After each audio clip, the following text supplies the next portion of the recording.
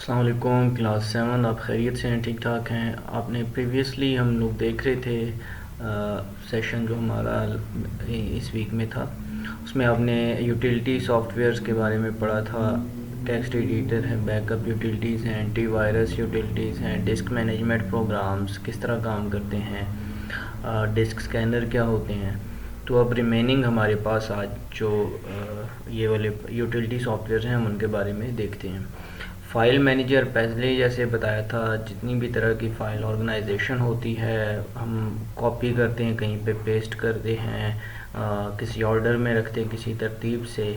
तो ये सारे जो फ़ाइल्स को कैटर करता है फ़ाइल मैनेजमेंट सिस्टम है एक कंप्यूटर का। A file manager or a file browser is a utility that helps the management of files in a system। आपके कंप्यूटर में बहुत सारी फाइल्स पड़ी होती हैं, आपके अपने डॉक्यूमेंट्स हो सकते हैं, ऑडियो फाइल्स हो सकती हैं, वीडियो फाइल्स होती हैं, सबको कैटेगराइज करके एक जगह पे अगर रखा जाता है, किसी ऑर्डर में रखा जाता है, किसी तरतीब से, आइदर इन असेंडिंग ऑर्डर या सॉर्ट बाय टाइप करते हैं आपके वो जो एक जैसी होती हैं एक तरह की फ़ाइल्स, वो सारी इकट्ठी ग्रुप में आ जाएं।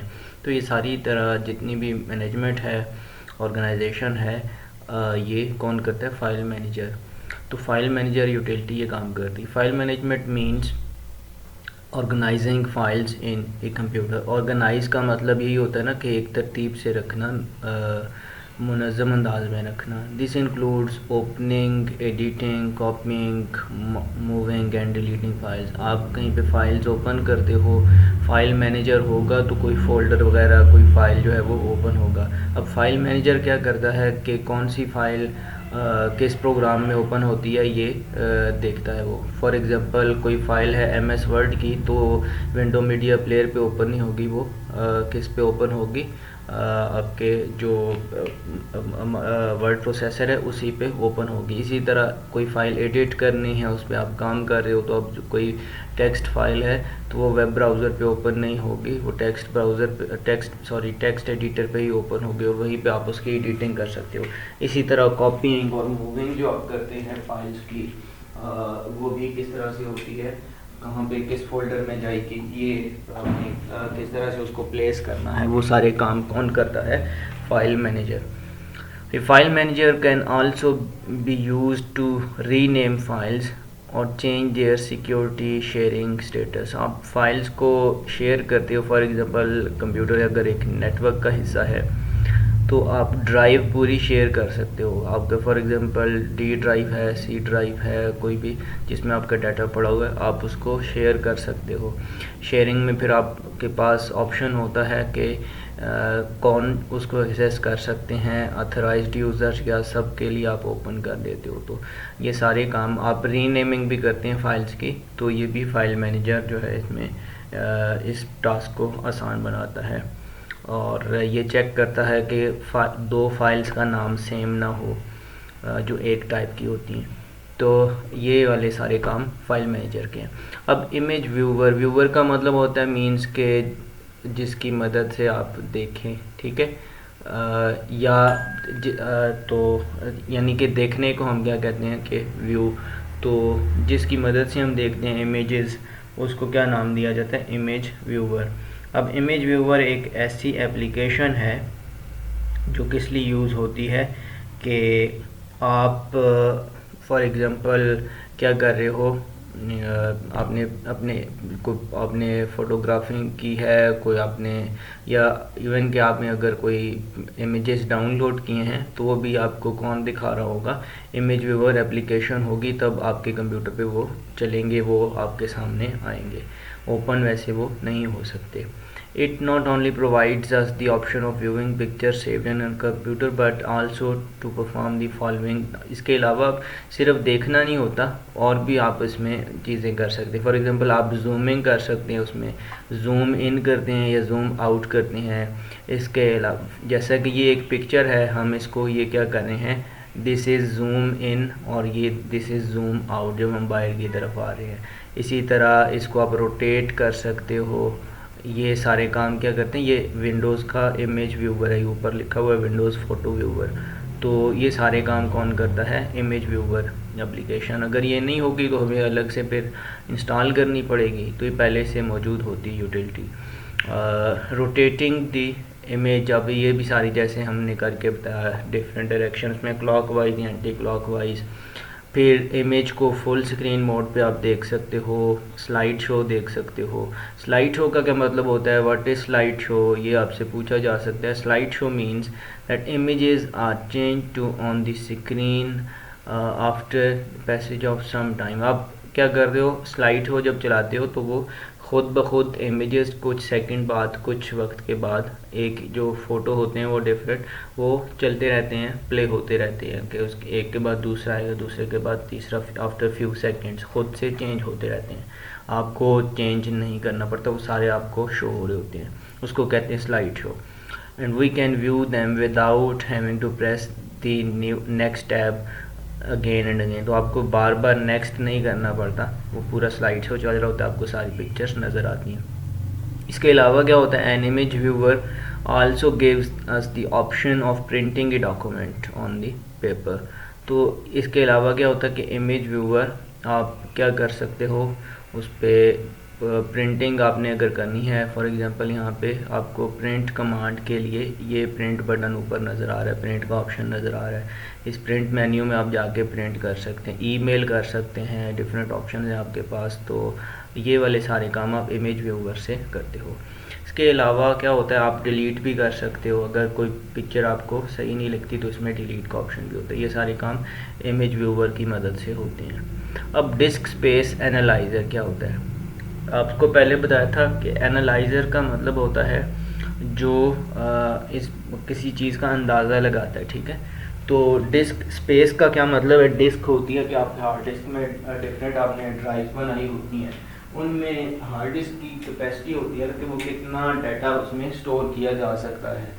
तो जितना डाटा उसमें कैपेसिटी है वो चेक करता रहता है। कौन सा यूटिलिटी है जो ये चेक करती है? Disc space analyser. वो चेक करता रहता है कि डिस्क में अभी तक कितनी फाइल्स पड़ी हुई हैं, कितना स्टोरेज बाकी है, कितनी खाली जगह है। तो कोई भी आप अगर चीज़ कॉपी करते हो तो वो किसी भी ड्राइव में आप कॉपी कर रहे हो, वहाँ पे उसकी जो कैपेसिटी है वो उसके मुताबिक ही कॉपी करेगा। ये नहीं होता कि जितनी जगह है उससे ज़्यादा फाइल्स वहाँ पे आ जाएं। तो ये disc space analyser is a utility which can be used for managing the space on the hard disk of a computer. तो कंप्यूटर पे हार्ड डिस्क जितनी भी लगी होती हैं उनके डिस्क स्पेस को एनालाइज करने के लिए ये यूटिलिटी यूज़ होती है। The disk analyser has the capacity of analysing and knowing the size of each file. जितना भी आपको कोई फ़ाइल है उसका साइज़ नज़र आ रहा होता है ना कि ये इतने MBs की फ़ाइल है, इतने KBs की फ़ाइल है, वो काम भी कौन बता रहा होता है? Disc space analyser. और ये काम ये आपको सारी डिटेल्स बता रहा होता है, ये सारे काम इसके हैं। और फ़ोल्डर में कितनी फ़ाइल्स हैं, उनका साइज़ क्या है, पूरे फ़ोल्डर का कितना साइज़ बनता है फिर। तो ये सारे काम आपको कौन करके देता है? Disc space analyser.